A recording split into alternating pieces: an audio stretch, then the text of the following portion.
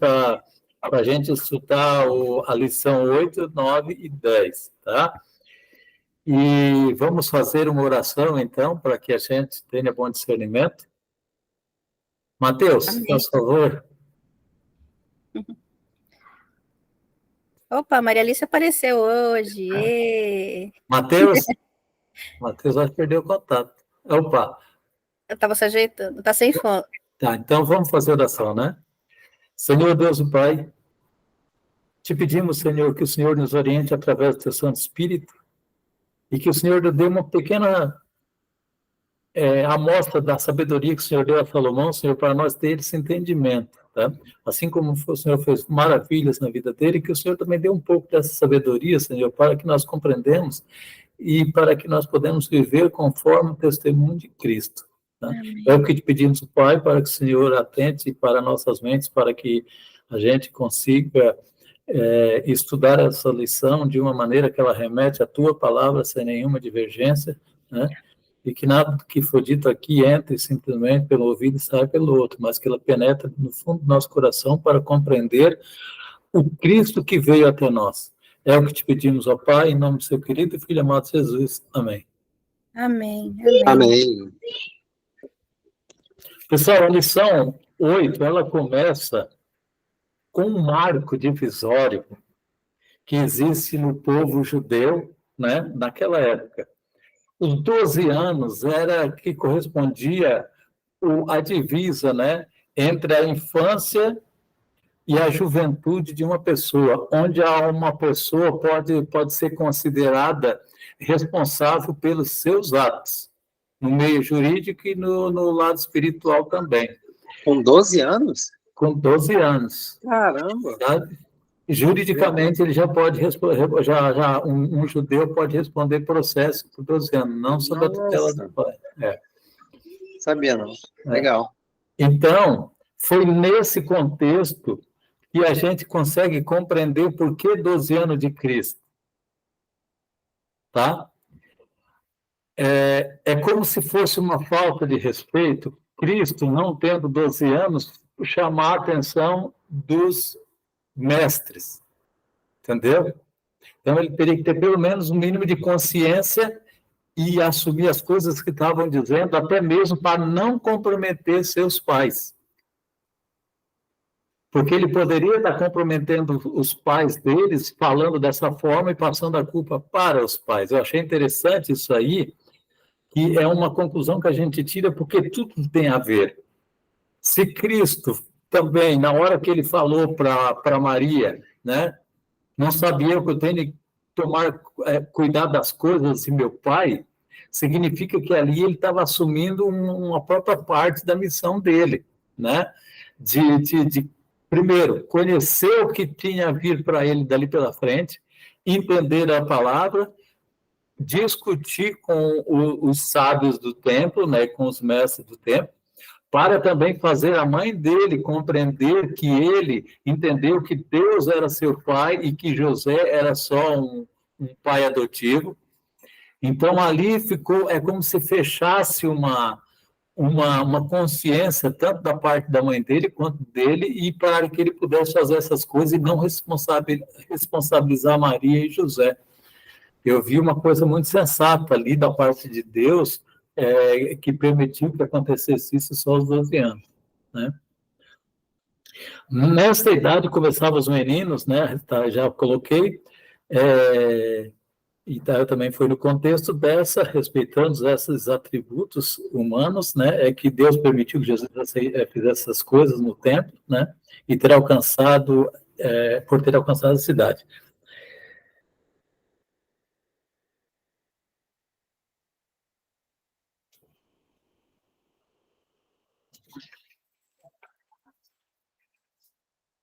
Jesus, ao caminho até chegar a Jerusalém, era, de certa forma, uma parte gostosa. Quem não gosta de viajar com parentes e amigos, uma viagem longa? Essa viagem ela não era tão longe, né? Mas ela era uma viagem a pé, né? Onde as pessoas iam, os idosos iam e mulheres, iam de camelo, de burro, cavalo, né? E os homens, na verdade, jovens, iam a pé. Nessa caminhada era discutido muita coisa do que se ia fazer no templo, né? Então, foi umas conversas paralelas que, com certeza, Cristo começou a comparar aquelas conversas todas com o que ele havia de aprender também no templo e com o que ele aprendeu também, ele inspecionando e tendo o auxílio do Espírito Santo, para assim compreender. Então, houve 3 paralelos ali, né? De um povo que estava basicamente certo conforme as Escrituras, mas não tão certo quanto Jesus estava, e outro, que estava ensinando errado, né, por interesse de algumas coisas, né, que eram os grandes líderes e os grandes intérpretes chamavam da lei. Né. Aí na lição 2, na lição 9, tem o desafio da juventude. Aqui na lição 9 eu achei muito interessante, porque ela traz um pouco já do sofrimento de Cristo, na rejeição, na inveja que ele sofreu, no ciúme, né? Veja só, os mestres criaram no povo uma ideia diferente daquela que Jesus tinha, de amor, de compaixão. Então, Jesus, pensando daquela maneira, a gente entendeu que ele se acovardava, né? O pessoal da época entendeu que ele se acovardava diante das ofensas que ele sofria, né? Então, mas Cristo entendia, uma vez que ele foi ao templo e viu tantas coisas diferentes do que estava escrito, né? Dos ensinamentos e do verdadeiro amor do Pai, o que a cada palavra queria dizer, que ele se incomodava com esse tipo de coisa. Jesus era bom na sua infância para os vizinhos, para os idosos. Ele pregava esse amor, inclusive na lição fala que ele às vezes deixava de comer para dar o que ele tinha para os outros, né? Ele já tinha esse desapego às coisas materiais, às coisas do mundo, e também falava, o que eu achei interessante, é o desapego dele das brincadeiras de criança na idade dele, não porque ser de criança, mas que de certa forma eram aquelas brincadeiras estúpidas, aquelas brincadeiras que ia para o lado pejorativo, ia pelo lado, a gente não sabe direito, né, qual era o comportamento deles, mas com certeza vinham à tona algumas influências de desejos humanos, né, fervorosos, e até mesmo aquelas certas maldades que existiam na pessoa, de trapacear um, trapacear o outro, ver quem é o melhor nisso, naquilo, na criança. Então, isso existe, mas Cristo disse que ele encontrava prazer, né, nas Escrituras, ele encontrava prazer nisso, né? Seus irmãos, eles tornavam as coisas difíceis para ele, porque mediante o que Maria e José aprenderam, e seus parentes e seus amigos aprenderam no templo com os rabis e os senhores da lei, eles tinham uma ideia diferente da de Jesus. Então, volta e meia, Jesus era criticado e chamado até de medroso, né? Pela mansidão que ele tinha, de não ficar retrucando, de não fazer isso, aquilo, né? Não responder da mais maneira. Até mesmo porque Jesus, como ele amava muito os pobres e procurava ajudar a Deus e menino a ter essa compreensão de amor do Pai, e movido também os outros amigos deles e irmãos, movido pelaquela ideia de que o pobre tinha como herança a herança de um pecado que eles cometeram. Então, muitos que viam o pobre como um ser deixado, que deveria ser deixado de lado, ou que carregava uma grande culpa com isso, Jesus não entendia dessa forma e ele era mal compreendido também. Então, o amor dele constrangia as pessoas e muitos não aceitavam. Só que muitos, compensados com esse amor de Cristo, admiravam e queriam estar com ele. E era um grande grupo, uma grande quantidade de pessoas, e admirado, inclusive, pelos próprios rabis. Como é que um menino dessa idade conhece tanto da palavra de Deus e pensa, e nos coloca numa situação difícil, né? Então, veja só, eu acho que houve inveja, não, eu acho que nem só de crianças ou de jovens, mas houve uma certa inveja de adultos também, que se tocaram com aquilo e viram que estava certo, mas não queriam admitir, porque eles achavam que eles é que deveriam passar essas lições e não o menino que, né, como um fedelho, como muita gente pensa hoje, né, um menino de 15, 12, 13 anos não pode ter a palavra da verdade. Queria que vocês comentassem alguma coisa a respeito dessa parte aí. Alguém que leu o livro? Eu queria comentar, eu fiquei muito impressionada porque, assim, justamente essa questão, eu tenho um filho adolescente de 13 anos, né, e que passou muito bullying desde pequeno, assim, e, puxa, depois que a gente se converte, você fica assim, bom, mas como é que eu ensino ele a se defender? Porque até aí você ensina a retrucar, né, porque senão não para, né, o bullying é assim. Mas aí você fica olhando, né, o que ele fala sobre, fala como ele respondia, e assim, ela fala que assim, ele teve de aprender a difícil lição do silêncio e da paciência no sofrimento, né, porque não é só não é só não responder, é também não ter amargura, né, diante daquilo, porque tem muita gente que não responde, mas é não carregar amargura por aquilo, e isso é uma coisa muito difícil. Eu confesso, assim, que já tentei ensinar isso para o meu filho, sabe? O máximo que eu consegui foi, vamos orar por eles, né, que estão fazendo bullying, vamos orar, mas, assim, em termos de enfrentamento, é muito difícil você ensinar mansidão para uma pessoa, porque o mundo, também tem isso, né, o mundo está muito pior do que estava naquela época, né, então haviam certos controles ainda dos pais e certas coisas que hoje a gente não tem mais. Mas não deixa de ser um exemplo de Jesus, né? E para a gente também, porque não é só uma questão, é uma questão também minha, né? Eu sou uma pessoa assim muito reativa. Eu sou mansinha, sou tranquilinha, mas assim, eu sou muito impulsiva. Então, na hora da agressão, eu tendo a revidar, né? Então, assim, é uma lição do caráter de Jesus que é importantíssimo para mim aprender, sabe? Você vê que eu também achei porque os judeus ensinavam alguns pontos que pareciam ser factual para a salvação. Eles criaram tantas coisas impossíveis de acontecer, de que levavam as pessoas a ficar muito reta, como se fosse um cavalo, usando aquele negócio aqui para só olhar para frente, não olhar para os lados, com aquelas ideias de que as pessoas doentes, as pessoas deficientes, as pessoas paupérrimas, os mendigos, tudo isso estavam pagando um pecado aqui na Terra, né? E não é isso. Inclusive, quando os apóstolos perguntavam, mestre, essa pessoa ali está naquela situação porque pecaram seus pais ou porque pecaram eles? E Jesus foi bem firme em dizer, não, nem ele nem seus pais pecaram, era para que se manifeste nele, né? Para que Deus se manifeste, a bondade, o amor de Deus se manifeste nele, né?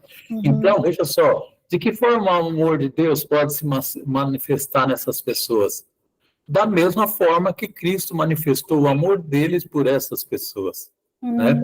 E eles tornavam aquelas leis e aqueles costumes criados pelos líderes da igreja como um ponto divisório entre quem vai se salvar e quem não vai se salvar. E isso até hoje acontece muitas vezes na vida nas instituições, né? Então, isso é muito, e quase que aconteceu também aí, né, que a gente viu aí que tá, quem não é desse lado é porque é povo ruim, quem está daquele outro lado é povo, isso aí eu não admito, né, porque Deus não vai tornar assim quem é de esquerda, quem é de direita, quem é, sabe, quem é neutro, nada disso. O que interessa é o entendimento que ele tem da palavra de Deus e conforme está o seu coração, né?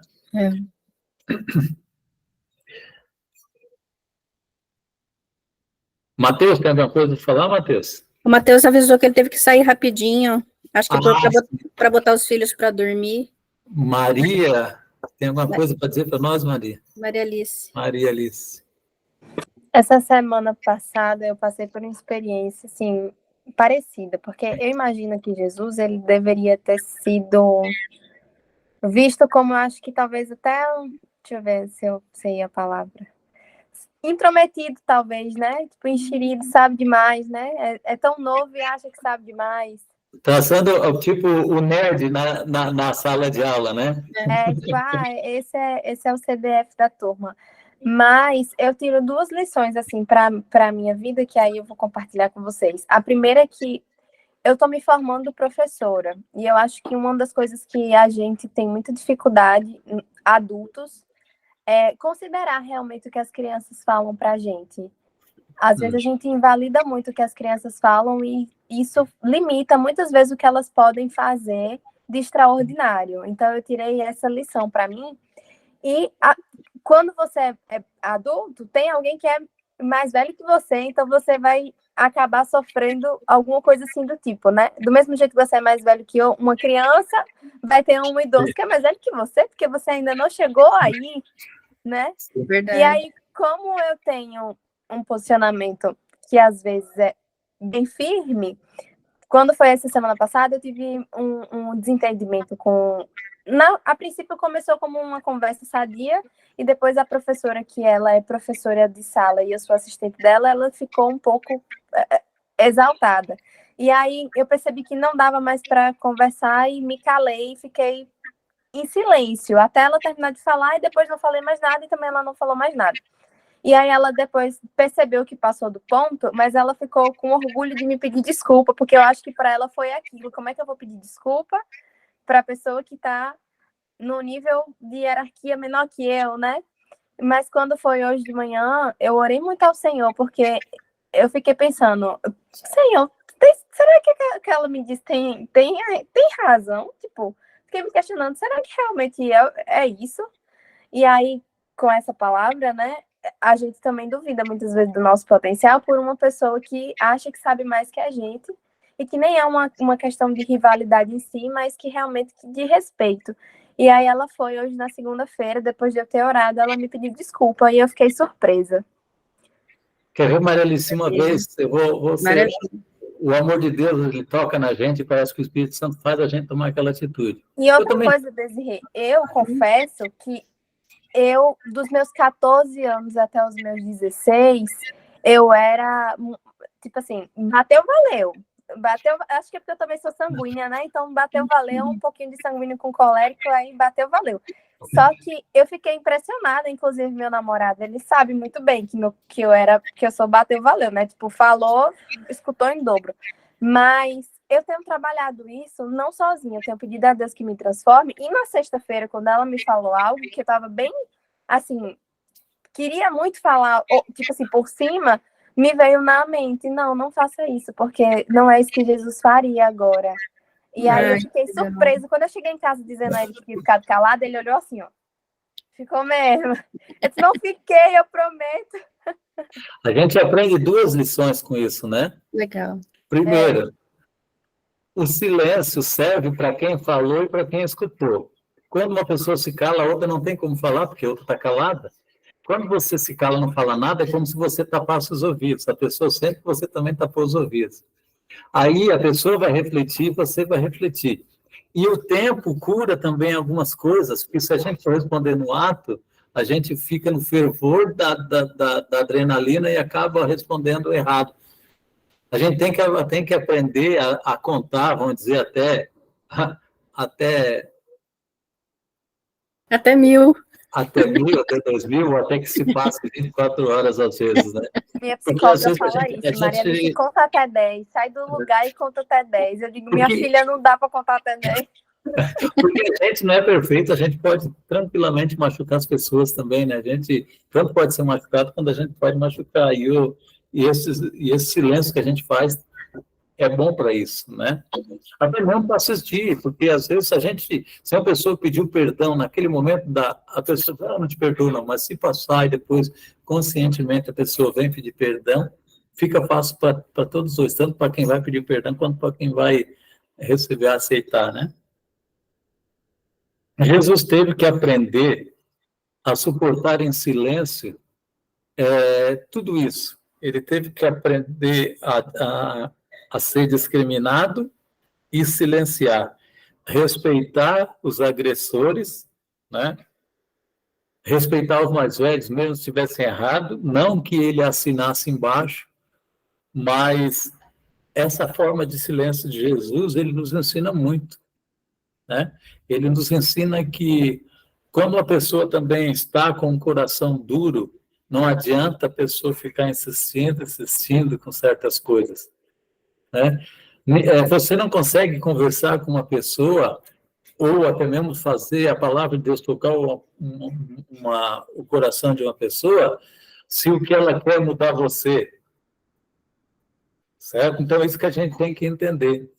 A gente tem que conhecer, e Jesus sabia, como jovem, ele sabia muito bem examinar o coração das pessoas.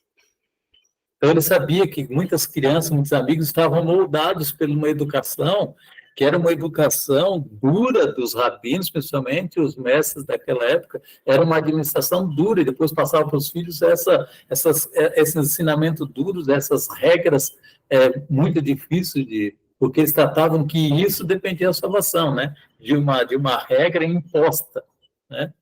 Então, isso aí mexeu com todos, né? Com inveja, porque Cristo era compassivo e amado por muita gente, ao mesmo tempo que ele era odiado. É como se desde a infância ele já fosse uma espada, né? Que era odiado e era admirado.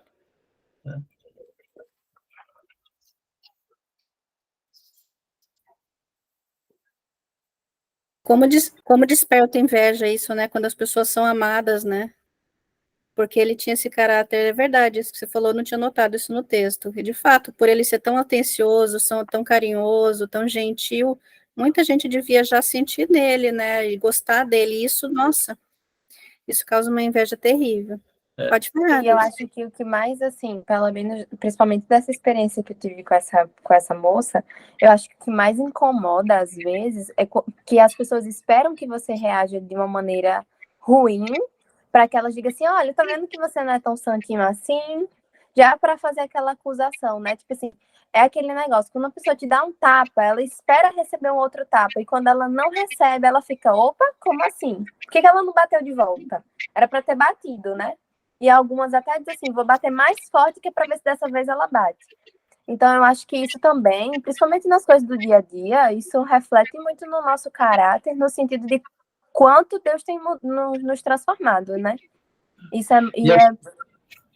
Pode falar. Sim, isso é realmente, na prática, refletir o caráter de Cristo, porque não adianta nada, assim, na minha opinião. Não adianta nada a gente chegar aqui, que todo mundo é cristão, todo mundo conhece a Bíblia, aí dizer, não, a gente tem que dar a outra do lado da face para o nosso irmão. Ok, é muito fácil eu e a Desirê se desencontrar e depois se encontrar e ficar tudo bem. Agora, quando você vai para um mundo que está cheio de pessoas, que você precisa testemunhar, porque você ama a Deus e quer testemunhar, e quando as pessoas te batem assim, é mais difícil você dar o outro lado. E quando Sim. você dá, é porque realmente não é ação sua, é a ação do Espírito Santo. Sim. Aqui diz o seguinte, se Jesus tivesse respondido com impaciência, irado, ou com raiva no coração, ele certamente teria fracassado. E a temperança e a mansidão que Cristo usou foi o exemplo do seu caráter, né? Essa mansidão que ele usou, essa temperança, né, de sempre estar. É como se a pessoa equilibrada, ela sempre domina a situação, né?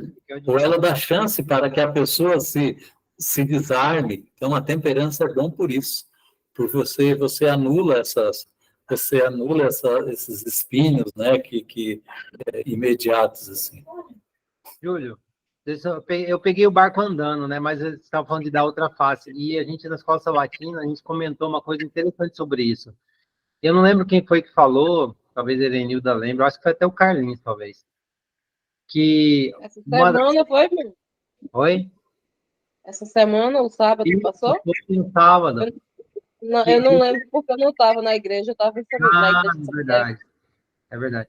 E ele falou uma coisa interessante, que, na realidade, sim, uma perspectiva de ver essa questão de dar outra face, não é você deixar, com certeza não é fisicamente falando, mas também é você, por exemplo, a pessoa te fez mal, mas aí ela precisa de ajuda de alguma forma. Sim. Aí você vai lá e ajuda. Isso é uma forma de você dar outra face, né? E mesmo a pessoa ter te maltratado, ter feito alguma coisa contra você, mas você, por piedade ao ser humano, no amor que Cristo nos ensina a ter, independente de qualquer coisa, é bem interessante.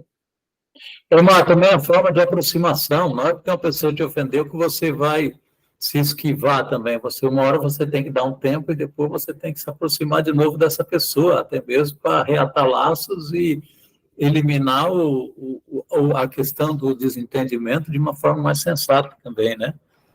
E isso que o irmão, o que Matheus falou, casou direitinho. Eu fiz isso e não sabia que também podia ser isso, porque na sexta que houve o conflito e na segunda-feira eu chego mais cedo que ela na escola. Aí quando ela chegou, eu estava organizando as partes das crianças, as atividades, que estava muito bagunçado. Aí ela olhou assim, eu acho que ela pensou, poxa vida, estava chateada, mas não tem nem como ficar. E essa é uma experiência para guardar num potinho, né? Aquelas que a gente guarda assim para lembrar na próxima.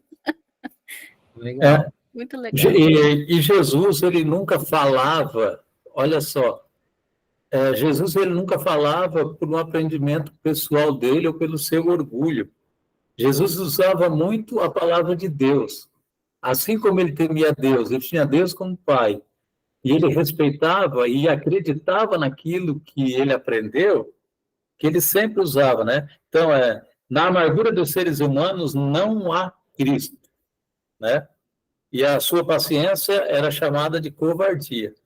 Mas Jesus respondia: no temor do Senhor está a sabedoria, e evitar o mal é ter entendimento. Isso ele citava dos livros de Jó, né? Ele citava Jó, porque isso aqui está em Jó 28, 28. Júlio, eu não sei se a gente, se mais para frente, como eu te falei, eu li esse livro fracionado, e faz já alguns anos. Eu sempre tive uma dúvida, assim, eu não sei se, eu nem ouvi, eu não consegui ler os capítulos, nem assim o resumo dos capítulos, eu não consegui ler mesmo, eu não sei nem qual que é os temas, eu perdi o comecinho, mas uma dúvida que eu tenho, o poder que Jesus usava era dele ou vinha de Deus? Porque várias vezes ele se remeteu, pai, cura, pai isso, pai aquilo, mas era o poder, era para mostrar que a pessoa, é que tudo bem que ele tinha natureza não pecaminosa, né? Ele tinha natureza de Adão, né? Antes da queda. Mas o poder que ele usava era dele mesmo ou... Veja só, eu entendo o seguinte: Jesus nunca usou em favor dele mesmo o poder dele. Sim. No entanto, ele sempre orava a Deus para que Deus atendesse. Só que alguns milagres, ele não orou a Deus. Então, eu acredito que para fazer o bem para os outros, bastava que ele dissesse, faça-se isso, que Deus atendia, entendeu? A opinião dele era tão grande que eu acho que ele tinha uma fé tão grande que bastava ele dizer isso vai acontecer, que Deus providenciava para que acontecesse. Uma outra coisa que me veio na cabeça, também ele poderia ter falado dessas passagens que ele se refere a Deus para glorificar a Deus. Sim. O poder era dele, mas para glorificar a Deus, ele clamava a Deus, intercedo. Me veio a mente. A Desirê quer falar aí, né? Porque tem uma passagem nesse capítulo que ela fala assim, olha, que a vida de Jesus apresentava grandes contradições. Ele era o divino filho de Deus, mas também era uma criança impotente. Então, talvez tenha alguma coisa aí nesse sentido, porque mas aí fala talvez o poder fosse de Deus mesmo, né? Não, em relação à infância, ao período ainda... Aqui já é adolescência, ele está falando da adolescência dele, depois dos 12 já. Entendi. Vejam só que Cristo só disse que ia derramar o Espírito Santo para eles depois que Cristo morreu na cruz. Tá? Cristo se manifestou lá, por exemplo, na multiplicação do pão, erguendo as mãos para o céu. Então, você erguer a mão para o céu sempre indica que ele está pedindo a ajuda de Deus para resolver aquilo. Então, por isso que que eu acredito que era Deus. Né?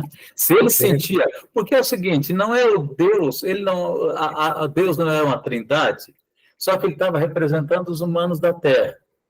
Aí, só que o coração dele não era um coração, veja só, o coração dele não era coração de pecador. Então, ele pedia a Deus e Deus atendia. Porque era a verdade com que a gente pede as coisas é que Deus atende. E Cristo, com certeza, ele estava com a verdade. Então, acredito que nesse ponto aí, Deus atendia, sim, ele dessa forma, né? E que ele não usava o poder porque eu acho que não é para ele usar esse poder.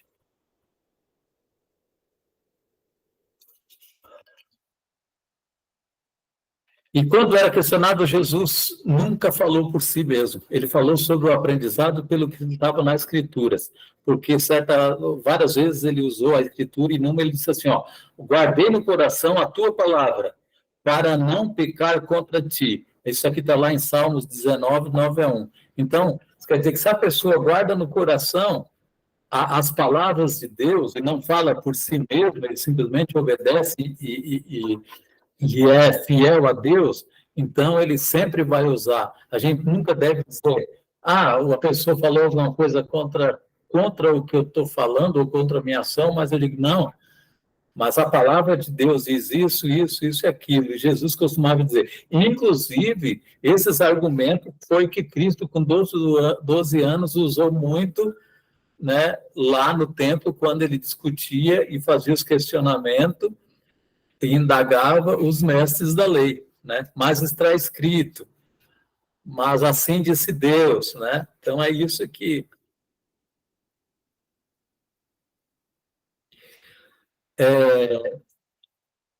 Maria e José questionavam sempre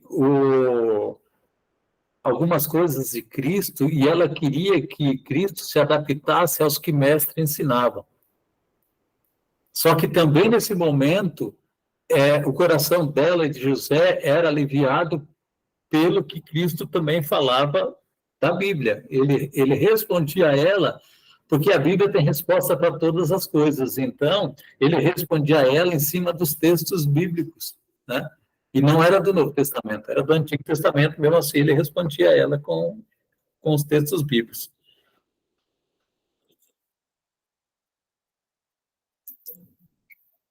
E Jesus também ensinava aqui a valorização dos talentos das pessoas, né? Jesus, ele aliviava o coração das pessoas também, dos amiguinhos, né? Na juventude ele fazia isso. Ele dizia que na pobreza a pessoa poderia até agradecer a Deus. Por quê? Porque ele também foi assim, ele dizia, olha, eu sou pobre, eu não tenho riqueza, mas isso me permite a pensar mais em Deus, a não ter um desvio de finalidade da minha vida para com Deus. Né? Então, ele ensinava, e isso pode ajudar você. E o interessante é que existe um paralelo muito grande entre Jesus e João Batista, que a gente vai ver mais agora na frente. Então, entre Jesus e João Batista, houve esse paralelo também. Cristo veio da pobreza, ele foi 40 dias para o deserto, João veio da pobreza, veio no colo dos seus pais, ele foi, assim como Cristo, ele também foi dedicado a Deus para uma missão, e ele foi para o deserto, para que não se contaminasse também com as coisas do mundo. Certo? É diferente, por exemplo, do que teve Paulo. Paulo, por exemplo, quando ia na perseguição, né, ele recebeu uma coisa que era como se diz, incontestável. João Batista e Jesus não tiveram essa condição incontestável. Viam uma luz e um negócio milagroso vier sobre ele. Ele quase que era obrigatório acreditar em Cristo, né? Porque foi Cristo que falou diretamente com Paulo. É diferente de você nascer, viver uma vida, uma vontade talvez de estar em casa, no conforto do lar, mas não, está lá no deserto, se alimentando de mel, né? Se alimentando de ervas amargas, de tudo, sabe? Se alimentando com o que a natureza oferecia. E lá ele aprendeu muita coisa do que precisa um homem para viver. Vindo na cidade e voltando, ele via essa diferença entre o comportamento dele, a necessidade deles, e o comportamento do pessoal da cidade e a vontade do pessoal da cidade. Aí ele se condicionou a poder criticar e a poder falar daquilo que levava os homens à perdição. Tanto as mulheres, era eu lembro agora, a gente já está entrando em João Batista, né? Na lição 10. Então, a gente vê que esse paralelo que existiu é como se fosse uma purificação, né? Então, aqueles que são chamados para ter uma função mais específica, ou que tiveram uma função específica no plano de Deus, né? Assim como Jeremias, eles não foram grandes abastados, né? O próprio Samuel, que era para levar a palavra de Deus e orientar todos os reis e ungir os reis e levar a palavra de Deus aos reis, a tudo isso, ele também veio de uma família pobre e que ofereceu ele, que viveu a vida toda vamos dizer assim, num deserto de um tabernáculo, né? Afastado de muitas coisas. Então, Deus prepara as pessoas desde o início para algumas finalidades, e João Batista teve esse paralelo com Jesus Cristo, né?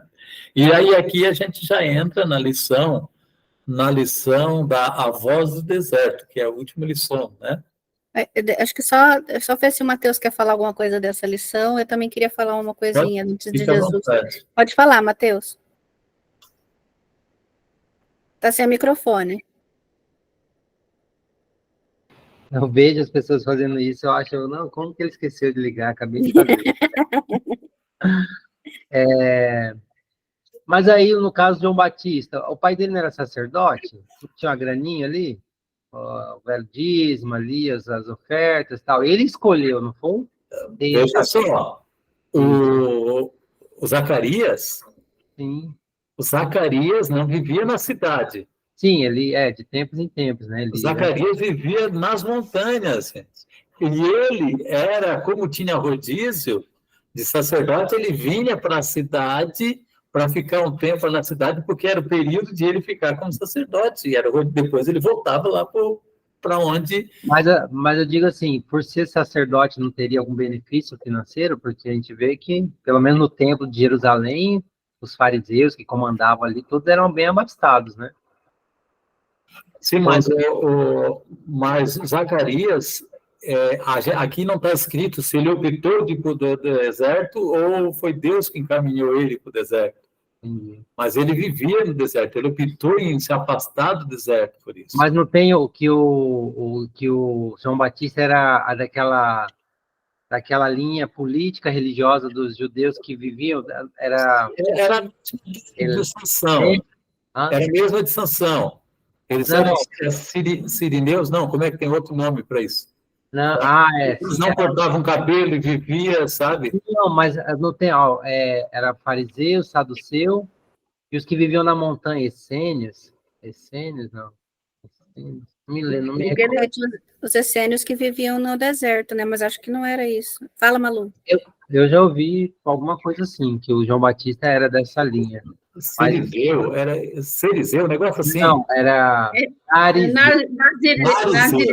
Nazireu.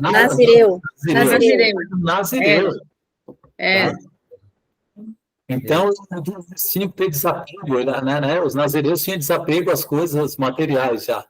Uhum. Talvez ele e o pai, né? A Malu quer falar mais alguma coisa, Malu? Não, o meu já foi. Não, o que eu queria falar é que eu achei esse último, antes de João Batista, tem uma frase que ela fala assim: Jesus atravessou sozinho a infância, a juventude e a fase adulta. Sim. E assim, hoje tanta gente reclama, né, que de não se sentir compreendido, de como vive as dificuldades sozinho, que ninguém entende. Imagina como ninguém era capaz de entender Jesus, como ele se sentiu, como ele era único mesmo, e como mesmo as pessoas mais próximas, as mais bondosas, as mais espiritualizadas, eram incapazes de entender ele, ele tem como ensinar a gente a passar por essa situação de sofrimento, na solidão, né? Só ele pode, de fato, entender uma situação dessa. Jesus ensinava as pessoas a valorizar o tempo. Então, ali na lição fala que Jesus, no amanhecer cedinho, antes até mesmo de ajudar os pais dele, ele ficava em oração, ele amanhecia em oração, tá? Examinando as escrituras e apreciando. Eu acho que até ele estava contemplando de uma espécie assim, contemplar aquilo que ele fez no passado, que é a natureza, né? Então, ele via... E por isso que esse paralelo que eu vejo de Jesus com João Batista, que João Batista veio preparar, né? Aí vocês querem ver uma coisa que eu acho interessante? Aplainar. Aplainar é deixar os pensamentos no mesmo nível para receber Jesus numa mesma forma. Certo? Isso que João Batista veio para fazer. Então, as pessoas não queriam isso, porque cada um via diferente, né? E veja só, o mundo está se preparando como... existe um paralelo, mas um paralelo, como se diz, oposto, né? De Cristo, o diabo faz a mesma coisa. O Satanás está preparando o mundo para que todo mundo tenha o mesmo entendimento de que um governo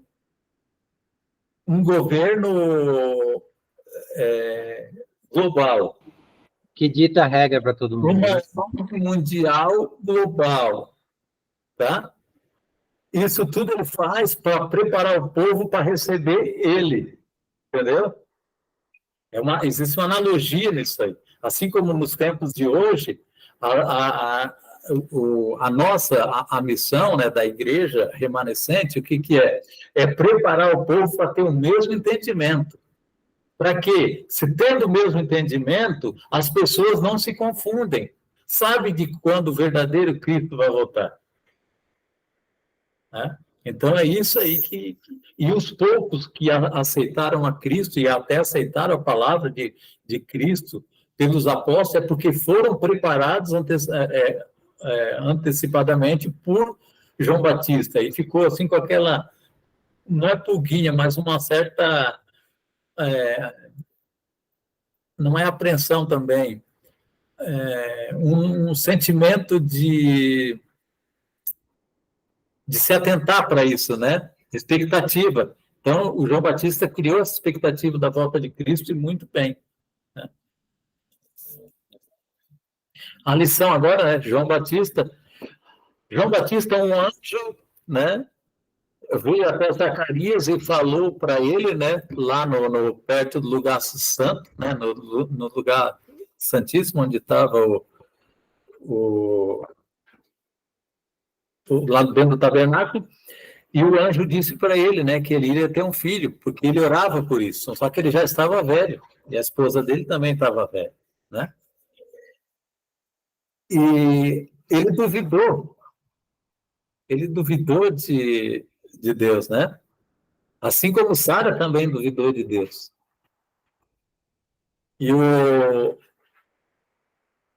No entanto, por isso, Deus calou a voz dele, né, para que ele só retornasse a falar depois que o filho nascesse. Né? Então, isso aí é como, você não quer aceitar? Tá bom. Eu acredito que foi assim, se você não aceita, você não está apto a falar de mim. Porque talvez ele dissesse, não, mas isso aí aconteceu por acaso, entendeu? Para que ele não duvidasse que fosse um milagre de Deus, né? Que não fosse então então tu vai ficar calado, você não vai falar nada para não torcer aquilo que eu te disse, né? E ele só veio falar depois. Aí sim, desse milagre ele acreditou, porque a voz dele voltou. Aí ele passou a acreditar realmente que aquele menino era a resposta do pedido dele e o propósito também, porque o anjo falou para que queria ser a vinda desse menino. Né?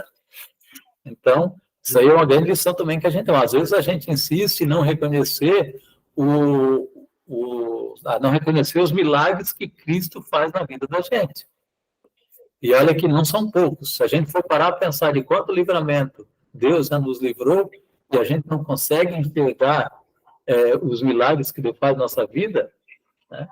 Então, às vezes, Deus deixa a gente meio de lado, se você não atenta para os meus milagres, pela minha proteção que eu faço de ti, então eu vou te deixar um pouco de lado, sofrendo um pouco, até você aprender a entender. Aí, quando ele precisa de um milagre melhor, Deus faz, ele diz, opa, todos aqueles milagres no passado, isso aconteceu comigo, entendeu?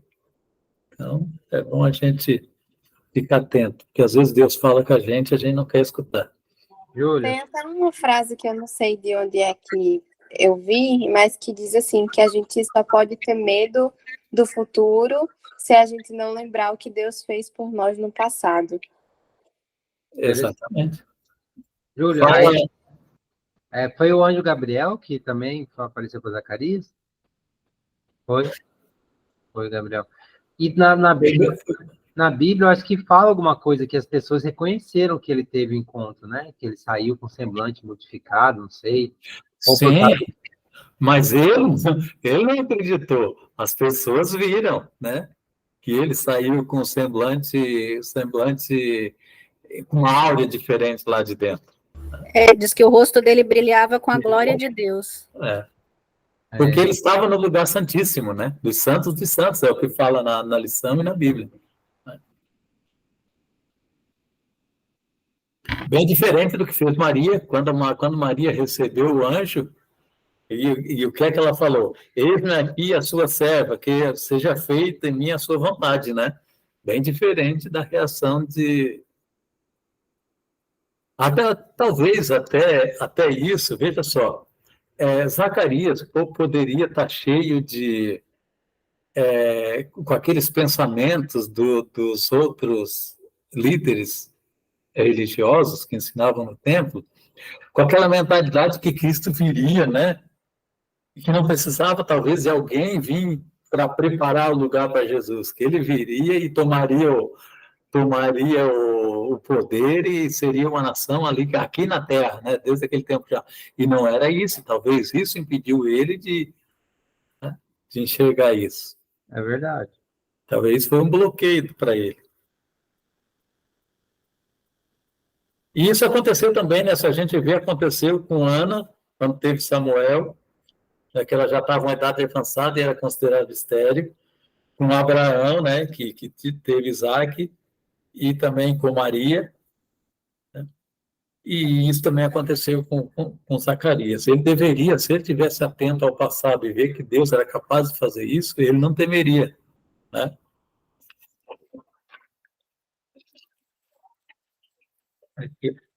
Eu me perdi hoje um pouco, daí eu acabei passando para trás algumas folhas, né?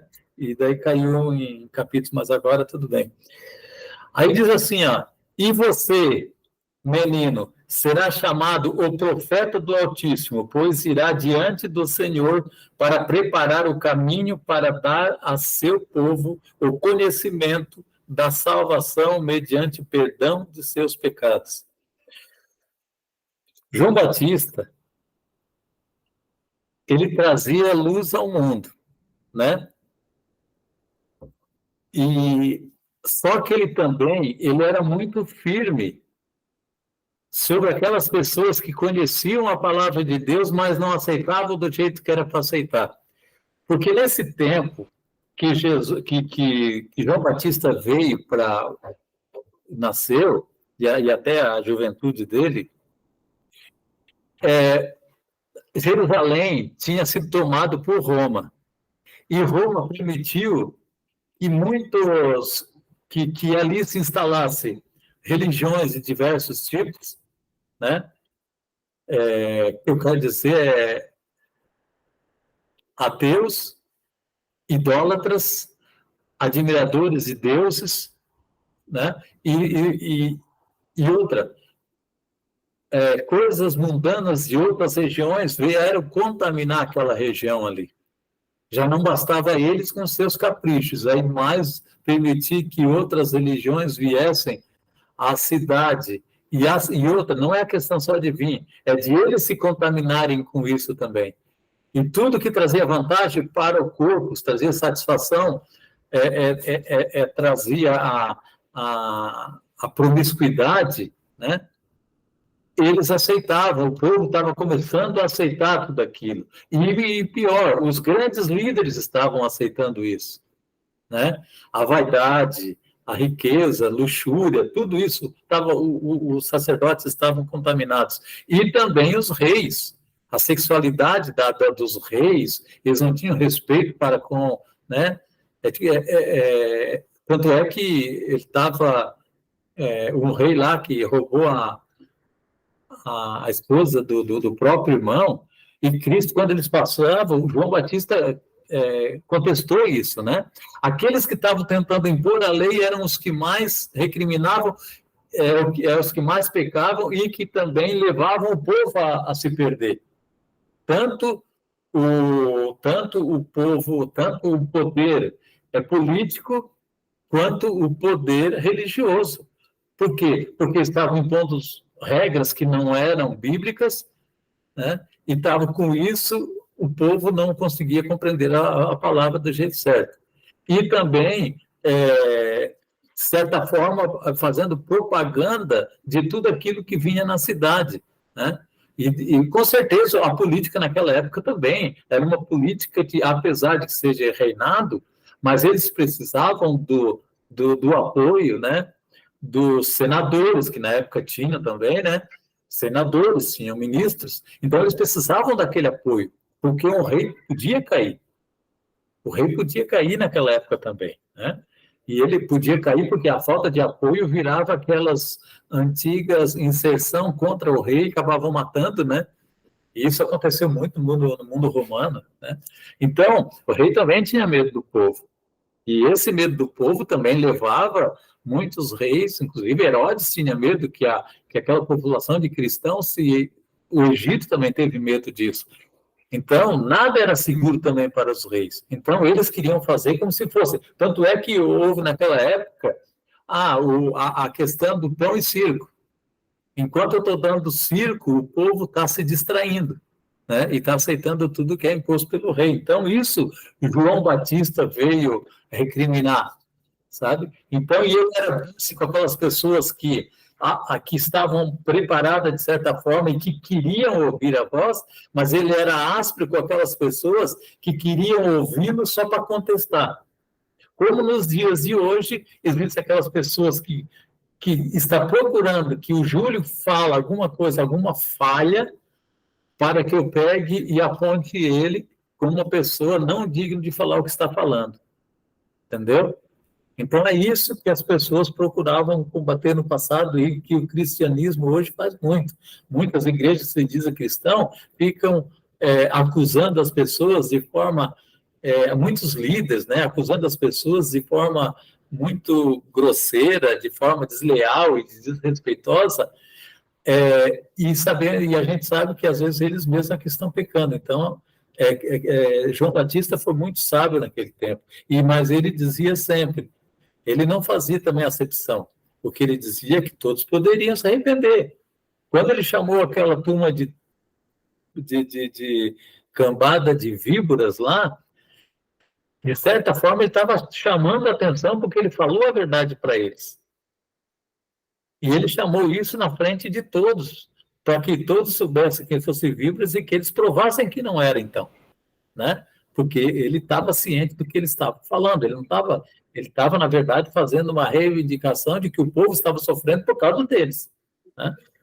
E daí João Batista, ele ganhava muito adeptos com esse tipo de discurso, porque eles traziam pessoas para ouvir como interesse, né? Como interesse, e também ele falava dos pecados do mundo, sabendo que aquelas pessoas que estavam ali, até mesmo à procura da palavra certa, né? Dos conselhos certos, também estavam um pouco envolvidos, de certa forma, e até mesmo que se engraçando, como diz no Sul, né? Mesmo que querendo se aproveitar de alguns prazeres mundanos daquilo que estava acontecendo. E daí João Batista veio para preparar o povo e ele conseguiu. Se muita gente aceitou Cristo quando Cristo veio, e até mesmo depois, né, com a pregação, foi porque ele preparou esse lugar, esse espaço. Júlio, Opa! É interessante porque você comentou isso, porque a gente viu naquele filme da infância de Jesus que naquele período de infância, adolescência, até mesmo depois de Jesus adulto, havia muitos insurgentes contra o Império Romano, né? Sim, Os zelotes e tal, e tudo aqueles grupos e tal, e provavelmente eles se aproveitavam mesmo desses discursos inflamados de João Batista contra os líderes políticos e religiosos para tentar, de alguma forma, angariar mais pessoas, porque quem se conectava com esse tipo de discurso tem uma facilidade de se conectar com uma rebeldia maior, né? sim. E uma outra coisa também que eu achei interessante, enquanto João Batista chamava o povo de raças de víboras, Jesus era bem mais polido, né? Não, vocês são hipócritas, são pouco caiados, vê que dá uma melhorada no nível ali, né? Sim, claro. É porque, veja só, não esqueça que João, Jesus era filho de Deus. Jesus não tinha a mesma descendência pecaminosa que João Batista. A Então, natureza. João Batista não era, como ser humano, ele não era tão equilibrado como Deus, né? E a Então, missão era outra também, né? A missão do primeiro era chamar na chincha, né? e Cristo não estava na hora de lhe apontar os erros. João veio para dar uma sacudida no povo, né? Interessante. E fazer conhecer que depois daquela sacudida viria alguém, né? Que viria alguém que que teria um plano de salvação para todos eles. A Malu quer falar, diga, amiga. Pois é. João Batista, ele chamava o pecado pelo nome, né? Não falava nem. Exatamente. Ele chamava pelo nome e falava, você roubou, ou outras palavras, a mulher do seu irmão, isso não pode. E ele falava, quando olhava para ele, ele falava. Então, ele chamava o pecado pelo nome, ele não alisava muito, não. É porque a hipocrisia era muito grande naquela época. Era muito grande. A hipocrisia era o poder político tentando transformar, dizer que o povo estaria bem com ele no poder, e o poder religioso, com aquela mesma hipocrisia, tentando dizer que eles eram donos da verdade. Então, era uma hipocrisia muito grande. E todos que iam ali sabiam que eles estavam ali para tentar desbancar aqueles que iam ali querendo aprender com João Batista, ou de grandes autoridades religiosas. Eles estavam ali simplesmente para tentar desbancar ou achar nele alguma coisa que vamos dizer assim, que desmontasse ele, né? Que tirasse a autoridade de ele falar essas coisas. Por isso ele chamava de hipócrita, de víboras, porque eles não estavam ali com arrependimento. Mesmo que eles fingiam ter aceitado, mas isso ali era só para se aproximar para ver algumas falhas, ou até mesmo de uma forma de eles manter o controle sobre eles, saber quantas pessoas estão indo lá, a que abrangência João Batista estava tendo, tudo isso, para depois ir lá, conversando com o rei, ele tomar conta da situação. Tá? Então, é isso aí. Interessante. Eu tenho uma pergunta para o final, na hora que acabar aí do João Batista. Vou deixar para o final a pergunta. Gente, o que a gente tinha a falar que estava no livro, praticamente a gente falou. De alguma forma indireta, né, com a colocação até mesmo da Maria Silva, da Desirê, que você mesmo colocou, a gente abrangeu toda a questão de João Batista, né? Mas João Batista, ele tinha um diferencial que foi no encontro dele com Cristo, né? Porque ele dizia o seguinte, ele dizia para as pessoas se arrependerem, mas não era pelo arrependimento dele diante de João Batista que eles iriam ter a salvação. Era diante de Cristo que eles iriam ter a salvação. Ele deixou bem isso. Eu os batizo com água, mas vai vir aquele que irá batizar você com o Espírito Santo. E só assim essa pessoa poderia se considerar vestida com a armadura de Deus, né? Então, só Cristo tem o poder para revestir uma pessoa, né, com a sua armadura, e João Batista não tinha. João Batista veio para alertar e fazer eles assumir um compromisso, como é hoje, assumir um compromisso diante de Deus e diante dos outros, que eu estou assumindo um compromisso com Deus. Né? Então, João Batista fazia isso. Tanto é que quando Cristo chegou, ele disse, não sou eu que devo me batizar, mas sim você. Mas só que como Cristo, lembra, Cristo ainda não tinha assumido a missão. Então, enquanto ele não assumiu a missão, como homem ele deveria se batizar, porque assim convinha, ele mesmo disse. Após o batismo, ele já não era mais permitido ser batizado por João Batista. Porque ele já era o dono da missão, então. Entendeu? Interessante. Ele não precisava do batismo, porque ele conhecia Deus e conhecia o compromisso dele. Mas como homem, ele tinha que fazer aquele último ato, teria que se cumprir aquele último ato. Legal, interessante. Desirê?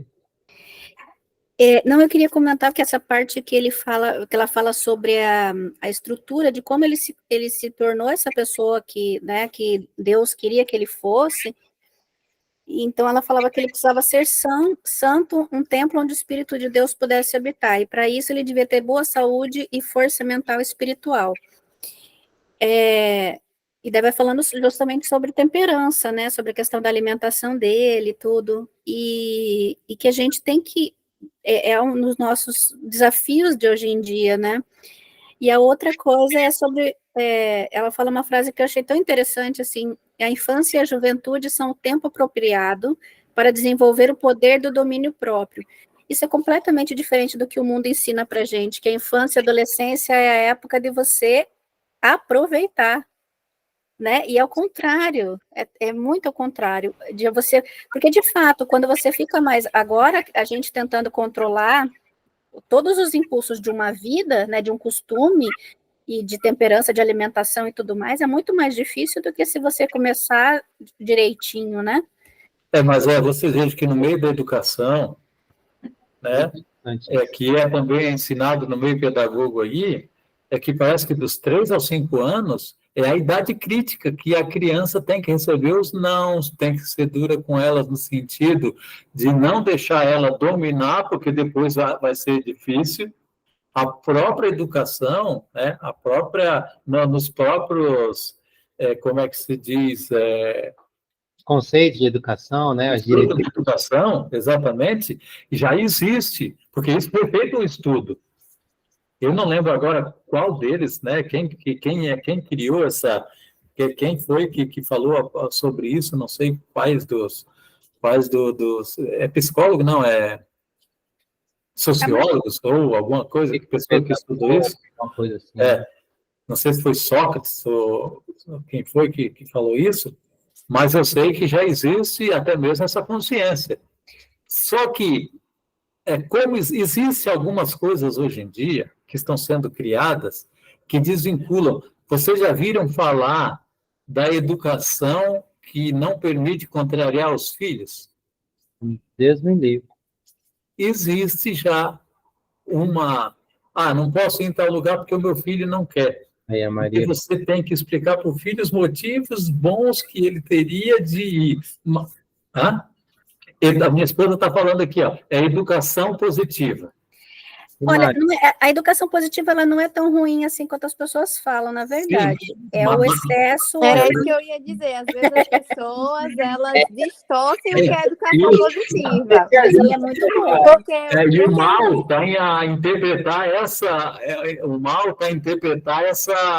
esse tipo de observação, né? De interpretar errado também esse ensinamento positivo.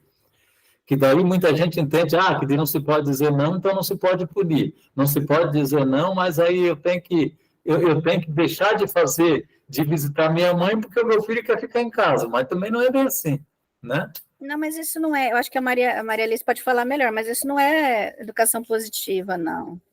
Pode falar, Maria Alice. Você levantou a mão. É porque, assim, as pessoas às vezes têm uma interpretação errônea sobre a educação positiva, porque acham que na educação positiva a autonomia ela está centrada na criança, que a criança ela vai ter, entre aspas, o direito de resolver tudo por ela. Ou seja, se ela quiser ficar no videogame, ela vai ficar. Se ela quiser não tomar banho, ela não vai tomar banho. As pessoas acham que isso é educação positiva. É a criança dizer o que ela quer fazer e ditar as regras. Mas, na verdade, a educação positiva, ela surge com uma proposta de inibir o que é a educação violenta, que era que a gente estava acostumada, e trazer essas reflexões. Então, não é que eu vou dar uma situação hipotética. Meu filho, ele está jogando bola com os amigos. Isso faz parte do lazer dele. Portanto, mas antes ele precisava fazer uma outra coisa. Então, não é que na educação violenta, a mãe provavelmente gritaria e diga, passa agora para dentro de casa, não sei o que, não sei o que lá.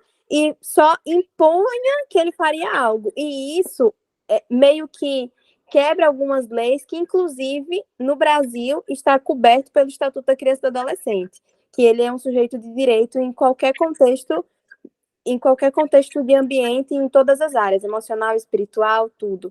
Então, o que a educação positiva faz? Ele vai lá e diz, filho, olha, você tem 2 minutos para terminar sua brincadeira e entrar agora para casa para tomar banho. Então, assim, é uma educação positiva na qual ela vai criar sentido para a criança te obedecer. Ela não vai impor que a criança te obedeça, mas ela vai criar sentido. Ela vai trazer com que a criança pense, reflita na ação dela. É aquele negócio, ela não vai temer aos pais por medo, ela vai temer por obediência de amor aos pais. Tô vendo como a gente jogar isso aqui, né? Porque tem eu não posso falar, né, porque eu não posso citar nomes, mas tem uma pessoa, por exemplo, que a gente conversa aqui na praia, que se tornou colega da gente, que ela disse que às vezes a mãe dela fica chateada com ela porque ela não pode ir por causa da educação que ela tem que dar para os filhos agora, que se o filho dizer eu não quero ir, eu não posso impor ele que vá junto com ele, com a mãe.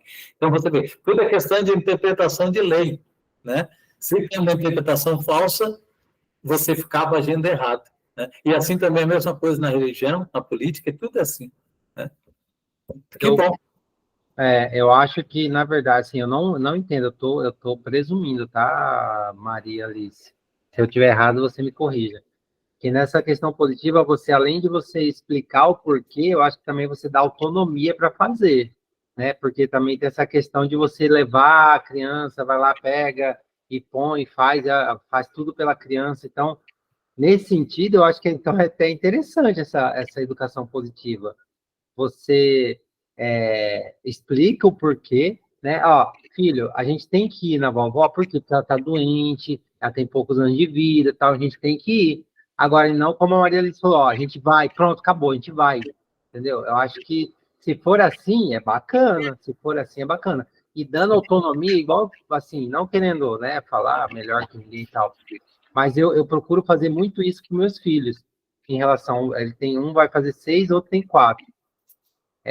De dar autonomia para quê? Agora, hoje mesmo, eu falei pro Joaquim, estava dando banho nele, à noite a gente sempre dá o banho, porque, né, a gente já quer se livrar logo.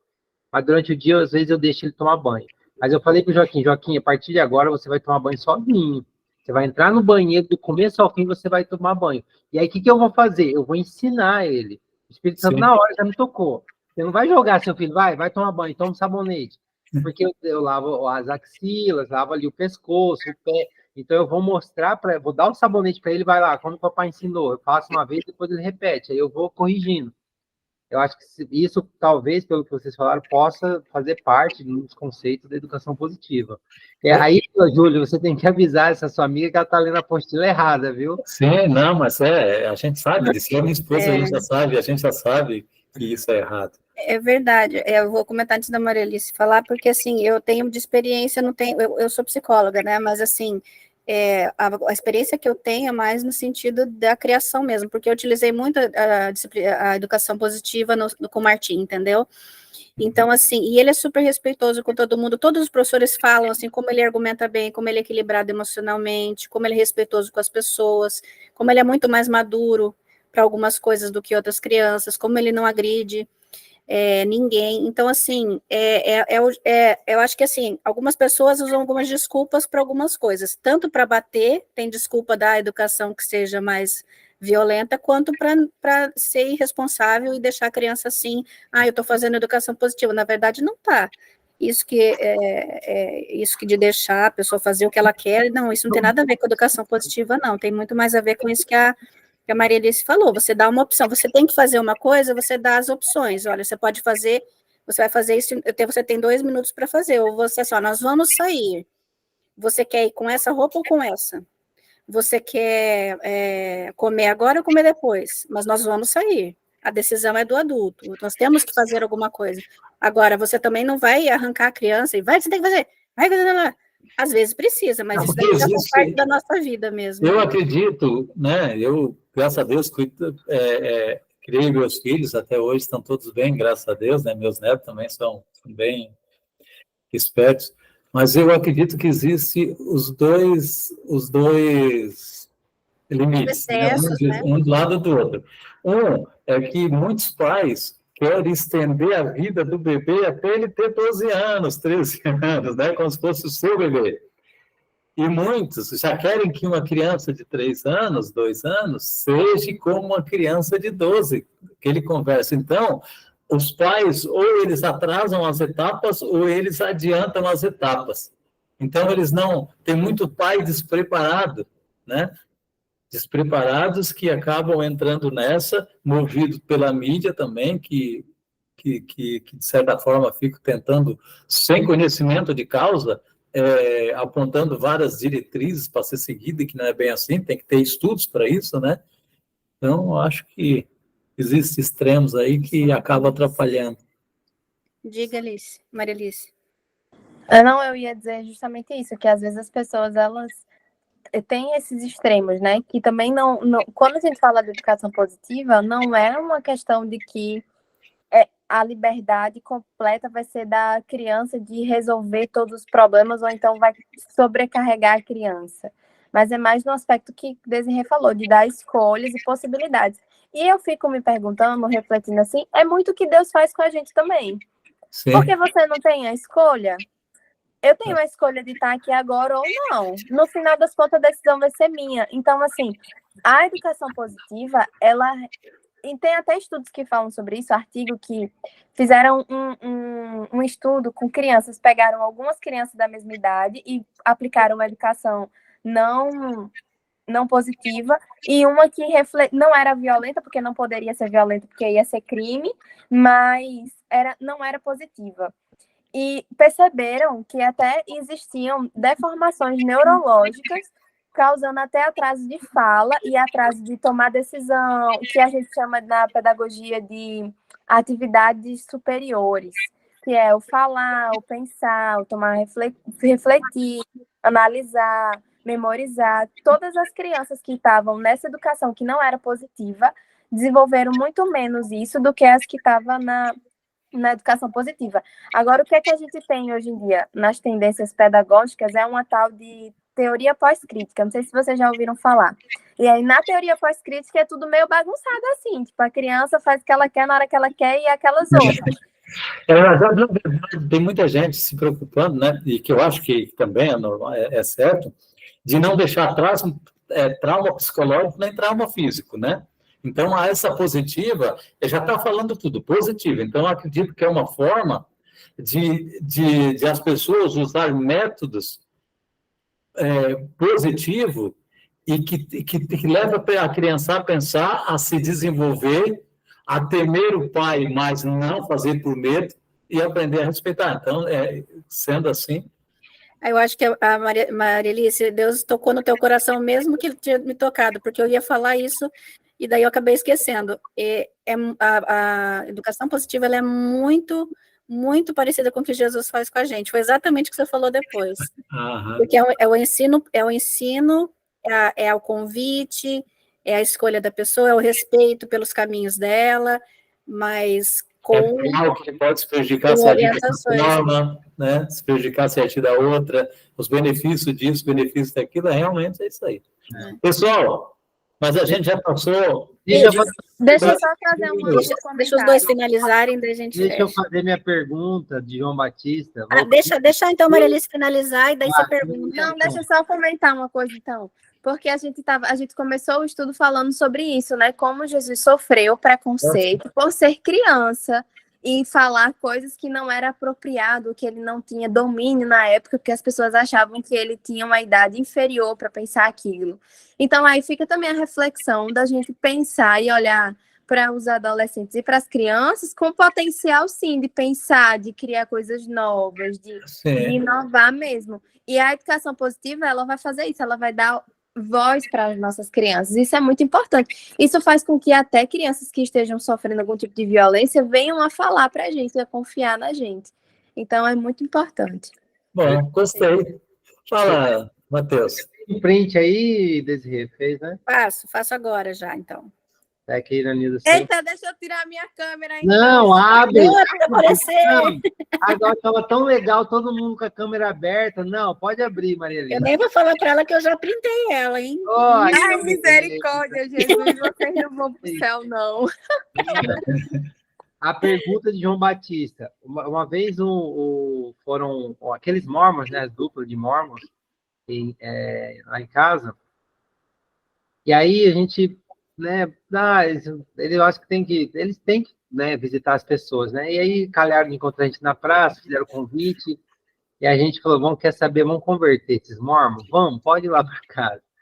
Aí eles foram, aí a gente foi e tal, aí conversamos, eu até fiz um resumo de alguns pontos que eles falaram e tal. E aí eles falam, assim, né, eu estou replicando que a dupla me disse, se não é isso, então aí eles não é culpa minha de estar falando, mas eles falaram que o livro do Joseph Smith é um complemento da Bíblia, porque a Bíblia tem algumas contradições, então ela precisou ser complementada com o livro dele, tal. Aí eu falei, não, me explica, quais as contradições? Uma das contradições que eles apontaram era essa de que os fariseus, se eu não me engano, os fariseus chegaram para João Batista e falaram, você é profeta? Aí pergunta acho que umas 2, 3 vezes, ele fica quieto. Aí no final ele fala, não sou profeta. E aí ele fala, como? Ele era profeta. Aí eu fui pesquisar isso, que na realidade no original eles perguntam se ele é o Messias. Messias, é o que eu quis dizer. Você é o Messias? Não sou o Messias. Porque algumas traduções tratam como profeta. E a outra contradição também já que entrou nessa, né, que é aquela que Jesus fala que alguns daqui verão a minha glória, tal, em vida. E inclusive, a resposta de João Batista nem foi que ele era o Messias. Ele disse que ele era a voz que clama no deserto. Não, mas tem uma passagem da Bíblia que os fariseus perguntam, você é o profeta? Você é o profeta? Você é o profeta? Aí ele fala, não sou o profeta. Aí, depois, fazendo um estudo mais profundo, é que eles não se referiam ao profeta como um profeta normal. Você é o profeta que está, no caso, predito lá no Antigo Testamento para vir salvar o mundo, ou seja, o Messias, né? O Salvador do povo de Israel. Então, essa era... Aliás, então, qual que é a pergunta? Se eu já falei, eu dei a resposta já? Eu ia perguntar, mas eu acabei respondendo. Então, assim... A contradição, né? Isso, não, mas aí, assim, Júlio, no original, como que é? Aí, no caso, eu estudei e tal, aprofundei, aí, né, assim mesmo, no original, tá? Porque, assim, o profeta pode ser entendido como profeta escolhido, então os israelitas não acreditavam que viria um Deus em forma de homem, e sim um profeta que iria libertar Israel? Veja só, o mesmo questionamento que eles tiveram naquele passado, eles estão tendo hoje. Veja só, o que falam de Ellen White? Eles lá não está escrito na Bíblia que diz assim, que é necessário que depois daquela passagem do livrinho, amargo na língua, ele não diz que é necessário que ainda profetize. Uhum. Depois disso, nós não tivemos vários profetas ainda. Então, os profetas que nós temos hoje é como se fosse o João Batista naquela época, porque já tinha passado o tempo das Escrituras e Cristo voltou. Já faziam 700 anos que não existia mais profeta. Né? Não, 400, desde o tempo de Daniel. Né? Então, veja só, 400 anos já se passaram e Deus estava fechado. Então, para eles, os profetas era só até o que tinha ali. Só que eles não se ateram para Isaías, porque lá no Isaías deixa a dica de como que Cristo viria. Que ele iria ser anunciado tudo. E daí eles não acreditavam. Então, por isso que eles perguntaram, você é o Messias? Ele disse, não sou o Messias. Porque se eles tivessem estudado a palavra certa, eles iam saber que como Cristo iria vir, que ele não ia aparecer assim, simplesmente como um adulto ali, criticando todo mundo. Não. Ele iria vir, É interessante porque, agora com esse conflito que teve lá em Israel, muitos satanistas começaram a se manifestar tal, e falando que o Messias ia aparecer, e eu, num dos vídeos que eu vi, eles falam muito claramente, o Messias vai vir, ele é o nosso rei militar. Eles têm uma clara visão de que o Messias é uma agente militar, é um poder, ele vai trazer um poder militar. Quer dizer, então, acho que era o pensamento deles também na época. Né? Era o mesmo pensamento da época. Né? Eles acham ainda que vai ter uma Jerusalém aqui na Terra, que é aquela lá que vai ser comandada e que vai dominar o mundo através deles, entendeu? Isso é... Se eu não me engano, eu vi na internet, ou foi alguém me falou, aí eu queria até perguntar aqui para saber se é verdade, que eles constroem, financiam um templo aí, é verdade? Sim, já está sendo construído um templo. Não, na verdade, não é que está sendo construído o templo. Não, todos os utensílios, se você assistir um programa na televisão que tem, com a tela foi nesses lugares, uma que é colega do Rodrigo Silva. Aline em Israel lá, né? Isso. Então, ela já viu aquele... Os mobiliários, os utensílios, mas não tem lugar ainda, só falta o lugar. Não, o lugar seria ali, só que para isso tem que destruir, teria que destruir aquela... O dono da rancha. Vai. Então, existe, só que na Bíblia diz que não vai ser reconstruído o templo. A Bíblia fala? Né? Sim, na Bíblia não diz que vai reconstruir. O templo que vai vir é a cidade santa que vai ser instalada naquele lugar, né? Não como porque Deus não teve ideia ainda de a cidade santa descer naquele lugar, no Monte Sião. A cidade santa ainda vai descer, vai ser emparelhado aquilo tudo, aqueles 7 montes ali vão ser planados tudo e a cidade santa vai descer ali. Isso que vai acontecer no final dos tempos. Porque na verdade eles ainda esperam o Messias, né? Depois dos 1000 anos ainda, né? Como, Malu? Não vi. Eles ainda, a maioria, eles estão esperando o Messias. O Messias veio a primeira vez, já vai vir a segunda, se Deus quiser, logo ir. E eles estão esperando aquele Messias. Então, eles estão esperando e com preparando as pessoas para ser os levitas, o texto dos levitas, para fazer o sacrifício. Começar como se fosse tudo de novo. É muito complicado isso aí. Todos os instrumentos lá, os instrumentistas já estão aprendendo. Já estão preparando os sumos sacerdotes, tudo para isso. Eu acho que o que o Vila falou tem sentido. Talvez Deus não permita que isso aconteça, não. Não, porque antes da Desirê, que ela levantou a mão, antes dela falar rapidinho, só para fechar esse assunto, eu vi também, eu estudei uma parte sobre a questão de que o anticristo assentará no tabernáculo e tal, e assim, a interpretação que se dá mais assertiva é que o tabernáculo não é o templo. Quando parece que no original, eu não sei, agora eu não me recordo certinho, mas ali ele diz que ele vai se assentar num local, não é um local físico, ele vai se colocar como Deus, entendeu? Então ele não precisa ter um templo reconstruído para fazer isso, porque muita gente fala isso. O anticristo só vai vir depois que reconstruir o templo. Por quê? Porque tem essa passagem. E aí eu fui aprofundar isso, e aí os estudiosos lá falam que, na verdade, não. Não. Eles falam que vai se assentar por exemplo, eu vou falar numa igreja comum. Ele vai tomar uma igreja e pronto, estou assentado aqui, e agora vocês têm que me seguir, eu dito as regras de como adorar a Deus e tal, que aí vai vir a falsa adoração, né? Na verdade, ele vai assumir um poder. O trono é assumir um poder, é assumir uma entidade que não é, né?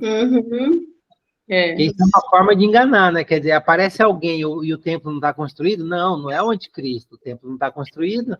Ó a jogada, né? Satanás é sagaz demais, Desirê. Não, Matheus, eu ia falar para você, você já viu aquele vídeo do Walter White que ele fala sobre a Batalha das Bíblias? Não. Chama Não. Batalha das Bíblias. Eu vou achar e eu coloco lá no grupo para gente. É muito interessante, porque ele vai explicando quais Bíblias e o que foi modificado e quais, hoje em dia, ainda existem linhas que foram modificadas pelos jesuítas, especificamente para mudar algumas coisas, e por que tanto os testemunhas de Jeová quanto os mormons utilizam Bíblias assim, modificadas para os argumentos deles, entendeu? Então, acho que vai te ajudar nessa argumentação aí. É muito bom. Massa. Porque a Bíblia que entra em contradição são aquelas Bíblias modificadas. A Bíblia que não é modificada não entra em contradição. A gente tem que entender isso. As Bíblias que têm 66 livros, que excluem os livros apócrifos, então essas não entram em contradição. Mas eu sei o que é. A Igreja Católica usa, se não me engano, 7 livros a mais que a nossa. Sim, não, mas... Sim, é outra coisa. Jesuítas mesmo. Eu já vi isso aí nesses vídeos. Porque a nossa Almeida Fiel e Corrigida é a referência, que é a mais se aproxima do que não foi mexido. Algumas coisinhas foram mexidas, mas muito pontuais, e que eles usam esses argumentos assim, né, só para... Palavras, né, de duplo sentido, palavras que vão direcionar para o que eles querem que as pessoas entendam. Isso. Eu já vi assim, por cima, um vídeo por cima, que eles metem pau no jesuíta. Na verdade, eles não, assim, eles não colocaram antes, que nem aquela Bíblia de Jerusalém. Eu comprei aquela Bíblia porque falaram que a tradução dela é muito boa. Aí, então, eles colocam antes. Os mormons também, eles conseguem colocar, porque lá na papelaria, quando eles, uma pessoa querendo que eu encadenasse, a Bíblia é muito grossa. Eu falei, não faça esse tipo de serviço aqui. Então, eles colocam vários. O livro dos mormons vem primeiro, depois vem a Bíblia. Os testemunhos de Jeová, eles não conseguem fazer isso, porque eles começam a fazer uma coisa, mas se contradiz lá na frente, porque a Bíblia é inspirada por Deus, não é pelo homem. Então, eles tentam fazer a modificação, mas eles não conseguem. Eles têm mais aquela torre de vigília dele lá, que acha que Jesus já voltou em 1920. Foi uma mulher lá, eu fui entregar o livro do Grande Conflito para ela. Ela falou, não, eu não quero, porque eu tenho divergência com o adventista. Ela falou, eu tenho divergência. Aí, conversamos lá, não sei o quê. Eu falei, não, mas leva o livro para você ler, para ter uma ideia. Aí ela não quis, ela não recebeu o livro, porque ela não, lógico, né? Se ela concordasse com o adventista, ela seria adventista, não de Jeová, né? Sim. Então tem tudo isso aí. Eu já ouvi um padre dizer assim, ó, não leiam o livro O Grande Conflito, senão você se converte ao adventismo. Desculpa, Maria Alice, eu fui baixar a mão da Malu, porque ela estava falando, e baixei a tua, desculpa. A Maria Alice quer falar. Não, só ia dizer que tem um livro, que ele é bem fininho, acho que não tem nem 30 páginas, 40 páginas, bem fininho mesmo, que se chama assim, São os Testemunhos de Jeová, os Porta-Vozes de Deus, que é uma historinha que fala de um adventista conversando com o testemunho de Jeová, e aí ele narra alguns estudos bíblicos que o adventista deu ao testemunho de Jeová. Aí fala justamente sobre essas contradições que tem entre um e outro, sobre a questão de que eles acham, né, que é bem diferente, enfim.